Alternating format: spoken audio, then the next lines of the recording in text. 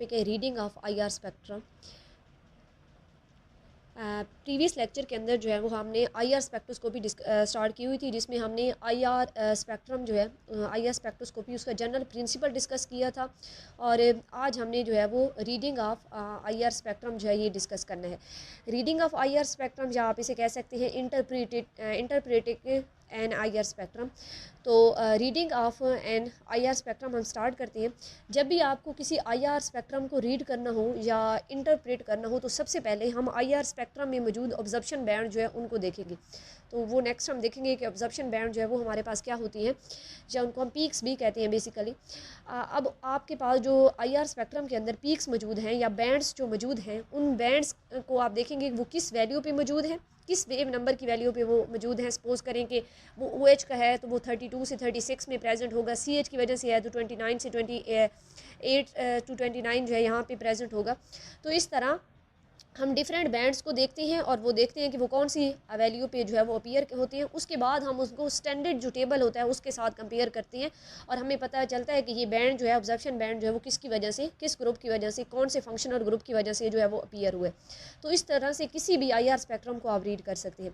तो आज हमने जो आईआर स्पेक्ट्रम डिस्कस करना है वो है हमारे पास IR spectrum of the ethanol.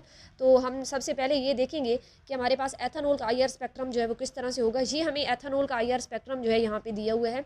तो जब भी आपने आईआर स्पेक्ट्रम को रीड करना है या इंटरप्रेट करना है तो आप सबसे पहले उसमें ऑब्जर्प्शन बैंड जो है या पीक्स जो है वो एनालाइज करेंगे कि यहाँ पीक्स जो है वो कितनी है और कौन से वेव नंबर पे जो है या कौन सी वैल्यू पे प्रेजेंट है। तो अगर आप देखें तो हमारे पास एक पीक ये है जो कि आलमोस्ट 36-70 से 35-80 से 36-70 की रेंज में जो है वो प्रेजेंट है। इस तरह हमारे पास एक ये पीक्स जो है ये प्रेजेंट है, ये आलमोस्ट जो है वो 28 से 2900 की रेंज में प्रेजेंट है। एक हमारे पास ये पीक्स जो है वो प्रेजेंट है जो कि आलमोस्ट जो है ना हमारे पास CO ग्रुप की वजह से होती है, और ये हमारे पास 12 से 1300 की रेंज में है। फिर हमारे पास यहाँ पे एक पीक है और ये हमारे पास जो है ना वो 1000 से 1100 की रेंज में जो है वो प्रेजेंट है। अब आप इन पीक को सबसे पहले देखेंगे और आप लिख लेंगे कि ये हमारी पीक्स इस वेव नंबर के ऊपर जो है वो अपीयर हुई हैं, और फिर आप पीक की इंटेंसिटी भी साथ में बताएंगे कि पीक आपकी ब्रॉड है या वेरिएबल इंटेंसिटी की है या हमारे पास वीक पीक है। तो ये साथ में जो है वो बताएंगे। जैसे हमने ये आईआर स्पेक्ट्रम जब एथेनॉल का देखा तो हमने ये रिजल्ट इससे जो है ना वो कंक्लूड किए कि हमारे पास एक ब्रॉड पीक अपीयर हो रही है, और ब्रॉड पीक जो है वो अपीयर हो रही है ऑलमोस्ट 35-80 से 36-70 की रेंज में। और ये जो पीक है ना, अगर आप इस वैल्यू को जो है ना कंपेयर करेंगे अब आपने टेबल के साथ कि ये वैल्यू कहाँ पे प्रेजेंट है, तो ये बेसिकली हमारी ये वैल्यू जो है यहाँ पे प्रेजेंट है जो कि 32 से 3500 की है। और ये जो वैल्यूज़ है ये जो पीक है ये उस वक्त अपीयर होती है जब आपके कंपाउंड के अंदर OH फंक्शनल ग्रुप मौजूद हो।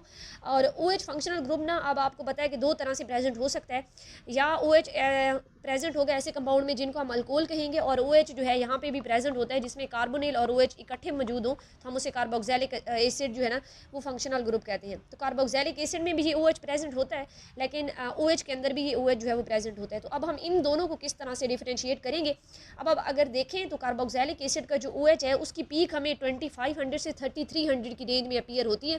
तो अगर तो पीक 25 से 3 जो है ना 1000 की रेंज में है तो फिर आपको ये पता चलेगा कि जो OH है, OH तो कंपाउंड के अंदर मौजूद है लेकिन आपका कंपाउंड जो है वो कार्बोक्सिलिक एसिड है, क्योंकि उसकी पीक जो है वो 2500 से 3000 की रेंज में आ रही है। लेकिन अगर यहाँ पे आप पीक देखें तो हमारी पीक जो अपीयर हुई है वो ऑलमोस्ट जो है वो 35 से 3600 की रेंज में अपीयर हुई है।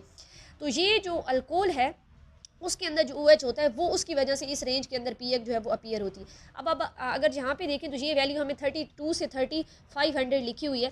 तो ये यहाँ पे दो चीज़ें जो है उनको डिफ्रेंशिएट कर लें कि अगर आपका ये अल्कोहल है और उसके अंदर ये जो हाइड्रोक्सिल ग्रुप मौजूद है, ये हाइड्रोक्सिल ग्रुप दूसरे अल्कोहल जो है उसके साथ जो है वो हाइड्रोजन बॉन्डिंग के अंदर इन्वॉल्व है। अब हमें हाइड्रोजन बॉन्डिंग का बड़े अच्छे से पता है। जैसे ये हमारे पास एक अल्कोहल का मालिक्यूल है, हमारे पास एथेनॉल है। इसी तरह अगर आप सेकंड एथेनॉल का जो है मालिक्यूल कंसिडर करें, ये हमारे पास सेकंड एथेनॉल का मालिक्यूल है। तो ये दोनों आपस में हाइड्रोजन बॉन्डिंग बनाएंगे, एक का हाइड्रोजन दूसरे के हाईली इलेक्ट्रोनेगेटिव मीन ऑक्सीजन के साथ जो है वो लिंकेज करेगा, इसे हम हाइड्रोजन बॉन्डिंग कहेंगे। तो एथेनॉल के अंदर इंटरमालिक्यूलर हाइड्रोजन बॉन्डिंग जो है वो प्रेजेंट होती है। लेकिन अगर आप इसी एथेनॉल को गैशियस फॉर्म में लेंगे, आप इसे जो है ना वो गैशियस फॉर्म में, वाइपर फॉर्म में लेंगे, या आपने इसका वेरी डाइल्यूट सोल्यूशन बनाया हुआ है, बहुत ही ज़्यादा जो है वो डाइल्यूट सोल्यूशन है, या थर्ड कंडीशन ये है कि आपने इस अल्कोहल का जो है वो किसी नॉन पोलर सॉल्वेंट के अंदर जो है वो सोल्यूशन बनाया हुआ है, तब आपके एथेनॉल के अंदर ये हाइड्रोजन बॉन्डिंग प्रेजेंट नहीं होगी, क्योंकि जब गैस फॉर्म में है तो एक मालिक्यूल का दूसरे मालिक्यूल के साथ कोई इंटरमालिक्यूलर फोर्सेस जो है वो नहीं है, तो ये हाइड्रोजन बॉन्डिंग नहीं डेवलप होंगी। जब आपका सोल्यूशन बहुत ज़्यादा डाइल्यूट है तो एक अल्कोहल का मालिक्यूल दूसरे मालिक्यूल के जो है ना